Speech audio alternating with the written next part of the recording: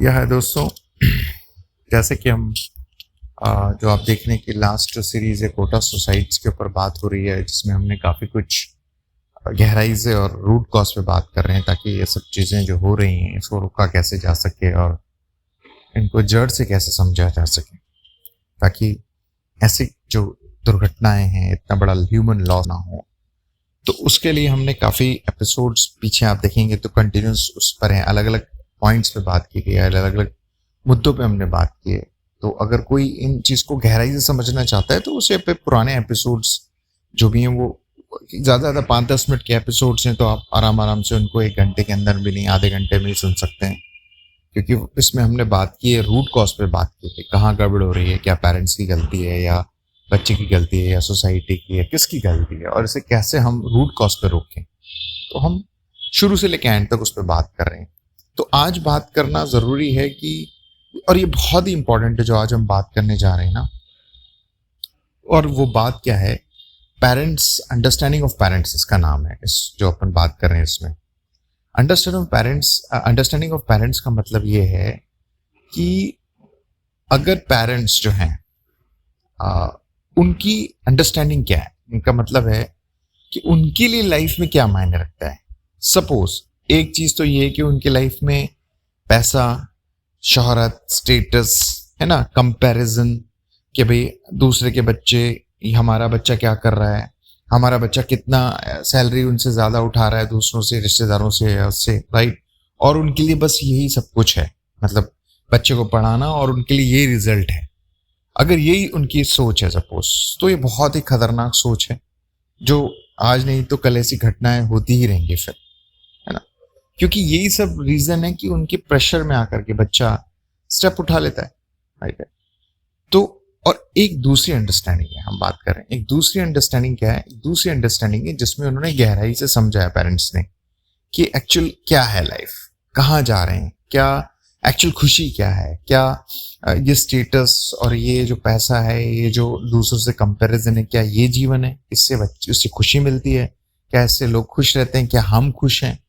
ये सारे सवालों को उन्होंने गहराई से जाना और फाइनली उनको समझ में आया कि, जैसे कि फाइनली उनको समझ में आया कि एक्चुअली ऐसा नहीं है। एक्चुअल में सिर्फ हर बच्चे को, किसी भी इंसान को या बच्चे को अपने टैलेंट को पहचानना जरूरी है, यानी उसका बेसिक नेचर क्या है और उसको क्या अच्छी खास बात आती है वो पहचानना है और उस पर स्टिक रहना है और उसको ही फॉलो करना है बस।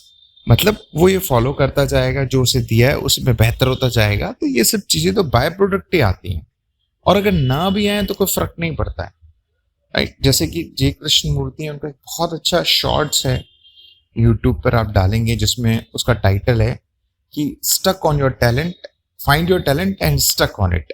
तो उसमें एक छोटे सा वीडियो है, मतलब आप कहोगे, मैं कहूंगा कि शायद 10-15-20 सेकंड का वीडियो है, उसमें सारी बात उन्होंने बोल दी है, क्रक्स वही मैं रिपीट कर रहा हूँ। वो क्या बोल रहे हैं उसमें, कह रहे हैं कि बच्चों से बात कर रहे हैं, वो जे कृष्ण मूर्ति बच्चों से बात कर रहे हैं स्कूल में, और बच्चे को बोल रहे हैं कि बेटा या बेटी, आपको सिर्फ अपना टैलेंट पहचानना है, आपको क्या खास बात मिली है और उस पर लगे रहना है, बस यही इंपॉर्टेंट है। उसमें बाकी चीजें इंपॉर्टेंट नहीं है, पैसा और ये सब नहीं है, है ना। दूसरी बात ये है कि आप उसी को फॉलो करते रहें, उसमें आगे बढ़ते रहें, सीखते रहें, है ना।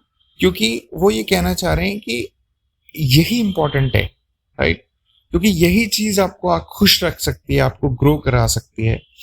और अगर पैसा और शोहरत इतना ज्यादा नहीं भी मिल रहा तो चलेगा, अगर आप थोड़े गरीब भी रहते तो चलेगा, क्योंकि किसको क्या फर्क पड़ता है, आपका जीवन है, आपकी जिम्मेदारी है, आप कैसे जी रहे हो। तो यहाँ उन्होंने बहुत अच्छी बात बोली और उन्होंने बहुत गहरी बात भी बोल रही है कि एंड ऑफ द डे तो ये सब खत्म हो ही जाना है, तो आप मेन चीज पे ध्यान दो। बहुत अच्छा वीडियो है, अगर आप यूट्यूब पे डाल के देखेंगे तो आपको सुनने को मिलेगा। तो क्रक्स है ये बात का, ये चीज पेरेंट्स को समझना बहुत जरूरी है और इन्हें अपने अंदर ईमानदारी से झांकना जरूरी है कि क्या वास्तव में वो ये सब जो कर रहे थे, सपोज कोई पेरेंट्स करते हैं, अगर जो नहीं करते, जिनको समझ में आ गया तो बात ही नहीं है, लेकिन जिन पेरेंट्स को ये बात समझ में आ रही है कि नहीं आ रही, कि भाई सिर्फ वो इसी में फंसे, तो वो अपने अंदर झांकें और देखें क्या वो वास्तव में इन सब चीजों से खुश हो पाए, क्या वो अच्छे से जी पा रहे हैं, क्या उन्हें जीवन का असली मतलब आनंद ले पा रहे हैं, समझ पा रहे हैं, डेली उनकी शक्लें, हालात कैसे हैं, क्या उनके अंदर एक कहते हैं ना एक असीम शांति है, ठहराव है, दूसरों के प्रति हम्बलनेस है, ये सब चीजें हैं उनके अंदर। अगर नहीं है तो फिर अगर वो ये सब लेके भी बैठे हैं, शोहरत और ये सब जो भी है, पैसा, नाम, तो वो किस काम का? तो ये ईमानदारी से झांकने की जरूरत है, खुद पर एक्सेप्ट करने की जरूरत है, ना कि दिखावे की जरूरत है। तो ये पेरेंट्स की भी रिस्पॉन्सिबिलिटी हो गई। अब सवाल आता है स्टूडेंट की भी रिस्पॉन्सिबिलिटी। मान लो सपोज कीजिए कि किसी पेरेंट्स इतनी समझ नहीं रखते। आप बोलेंगे कि अरे भाई ये तो बहुत गहरी बातें हैं, अरे ये तो बहुत ही आप ऐसी बात बोल रहे हो, हमारे पेरेंट्स इतने समझदार नहीं है, हमारे पेरेंट्स तो जो आसपास हो रहा है उससे इम्पैक्ट हो रहे हैं, ये कैसे समझाएंगे उनको? सपोज किसी स्टूडेंट्स का ये कहना होगा, तो फिर आपकी जिम्मेदारी है। अगर आपके माँ बाप ये बात नहीं समझ पा रहे हैं तो आप जिम्मेदारी लो। आप सोचो कि सही क्या है, उसकी तलाश करो और उसको समझो। राइट है। अभी यहाँ पर मुझे एक चीज याद आ रही है, यहाँ पर ये जो गुरुकुल वाली चीज होती थी पुराने समय में, उसका मुझे जिक्र करने का मन कर रहा है। देखिए शुरू में क्या होता था, लॉजिक होता था उन चीजों के प्रति, उनके प्रति कुछ मतलब एक गहराइयां होती थी कि ऐसे हवा में नहीं होते थे चार गुरुकुल जो अवस्थाएं होती थी। जैसे शुरू में 0 से 25 तक वो गुरु के पास रहते थे। गुरु उनको सिर्फ ये नहीं समझाता था कि आगे जाके पैसा कैसे कमाना है, क्या करना है, ये करो, इंटर्नशिप करो, ये नहीं। वो ये समझाते थे कि जीवन क्या है। 0 से 25 साल की उम्र में उनको बताया जाता था कि एग्जिट तुम क्यों आए हो, क्या पर्पस है लाइफ का आपका, और आपको सीखना क्या है, आपको अपने टैलेंट को कैसे पहचानना है, जीवन क्या है। सवाल जवाब होते थे लाइफ के बारे में। जब 0 से 25 साल में वो गुरु के पास रह के ये सब समझ लेते तब वो गृहस्थ आश्रम में उतरते थे। क्योंकि गृहस्थ आश्रम में आपकी शादी है, आपका परिवार है, आपको अर्न करना है, वो सब चीजें तब बेटर होंगी ना जब बेस अच्छा होगा, नींव अच्छी होगी। लेकिन यहाँ ऐसा भी कुछ है ही नहीं, तो बेचारे बच्चे और ये लोग जो है परेशान हैं। तो खैर स्टूडेंट्स को रिस्पॉन्सिबिलिटी लेनी होगी। अगर माँ बाप अगर इतने कैपेबल नहीं है, कैपेबल इन द सेंस समझने के पर्पज से बोल रहा हूँ, तो स्टूडेंट को जिम्मेदारी लेनी होगी कि यार मैं उसको क्वेश्चन करने होंगे अपने आप से। अगर आपको प्रॉब्लम हो रही है, आपको इंटरेस्ट नहीं है, या आपका मन कहीं और है, या आपको कुछ सवाल आ रहे हैं, तो खुद को जिम्मेदारी लेनी पड़ेगी, उन सवालों को ढूंढना पड़ेगा। अदरवाइज तो आपको सवाल ढूंढने नहीं है तो फिर ब्लेम गेम खेलते रहोगे आप, राइट ना? तो यहाँ पर दोनों तरफ से आ जाता है जिम्मेदारी का मतलब, कहने का मतलब है। तो ये बहुत इंपॉर्टेंट चीज है, ये शुरुआत है, ये अंडरस्टैंडिंग है कि भाई आखिर आप करोगे क्या। मान लो कुछ भी कर रहे हो आप, सब कुछ IIT कर रहे हो, PET कर रहे हो, मेडिकल कर रहे हो, UPSC कर रहे हो, दुनिया की कोई भी कॉम्पिटिशंस कर रहे हो, करो, मना नहीं किया, बट कर क्यों रहे हो? और क्या आपका बेसिक नेचर इससे मैच खाता है? और ये क्यों जा रहे हो इसमें? क्या पैसे के लिए जा रहे हो, शोहरत के लिए जा रहे हो, किस चीज के लिए क्यों कर रहे हो कॉम्पिटिशंस की तैयारी, या ये क्यों पढ़ाइयां करी क्यों रहे हो तुम? क्या चाहिए? क्या पैसा चाहिए? और पैसा चाहिए तो कितने पैसे से इंसान खुश रहता है? और जीवन के लिए पैसे की कितनी जरूरत है? राइट है। क्या शोहरत से खुशी मिलती है? ये सब सवालों के जवाब पहले क्लियर होने चाहिए। और क्या ये मैं इस फील्ड में आया हूं तो आखिर मैं इस फील्ड में आखिर चाहता क्या हूं? क्या वास्तव में इस फील्ड में आना चाहता हूं, बेहतर सीखने के लिए आया हूं, या सिर्फ मेरा उद्देश्य सिर्फ पैसा है और थोड़ा दिखाना है लोगों को, देखो भाई, अरे भाई फना जो XYZ जो हम बोलते हैं। ये सब सवालों के जवाब अगर नहीं पूछेंगे ईमानदारी से तो ये सब घटनाएं होती रहेंगी।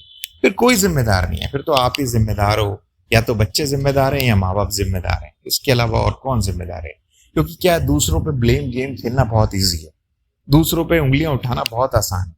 अपने अंदर जा करके झांकना, देखना, एक्सेप्ट करना, समझना, ये मुश्किल है। और ये करना मुश्किल है तो लोग आसानी से आसपास पे उंगलियां उठा देते हैं, भाई मेरी जिम्मेदारी तो नहीं है, मुझे क्यों नहीं मिला। माँ बाप बोलेंगे हमें नहीं आता, पेरेंट्स बच्चे बोलेंगे हमें नहीं आता। तो फिर सवाल ये आता है कि रुकेगा कैसे?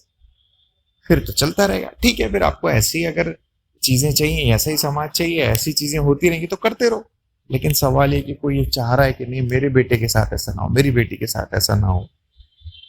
यार ऐसा क्यों हो रहा है? जिसको ये चिंता है, जिसके बच्चे भी पढ़ रहे हैं, जिसको अपने फ्यूचर बच्चे की तलाश, बच्चे के सही खुशी की तलाश है, वो सीरियसली उनको सुनेंगे, समझेंगे।